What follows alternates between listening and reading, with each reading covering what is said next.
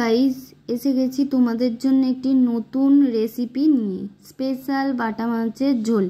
এই বাটা মাছ পণ্ডিত বিদ্যাসাগর মহাশয় খেতে ভালোবাসতেন। চলো যাই রেসিপিটি দেখে নিই। প্রথমে মাছগুলোকে পরিমাণ মতো নুন হলুদ মাখিয়ে ভেজে তুলে রাখবো। তারপর কিছুটা বড়ি জলে ডুবিয়ে তেলে ভেজে রাখবো। তারপর কড়াইতে পরিমাণ মতো জল নুন হলুদ লঙ্কা দিয়ে দিলাম। একটু ফুটে উঠলে কাটোয়া ডাঁটা আলু কাঁঠালের বীজ দিয়ে দেব। সবজি সেদ্ধ হয়ে গেলে নামিয়ে নেব মাছের থালায়। কড়াইতে তেল দিয়ে দেব। তারপর দিয়ে দেব তেজপাতা গোটা জিরে।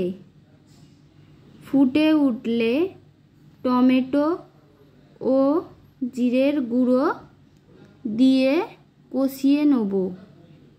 ওই সেদ্ধ করা সবজি দিয়ে দেব। তারপর দিয়ে দেব ভেজে রাখা বড়ি ও ধনেপাতা ছড়িয়ে দেব। ফুটে উঠলে নামিয়ে দেব। বন্ধুরা একবার এই রেসিপিটি করে দেখুন, অবশ্যই ভালো লাগবে। যদি ভালো লাগে লাইক সাবস্ক্রাইব করতে ভুলবে না। Thank you. দেখা হচ্ছে।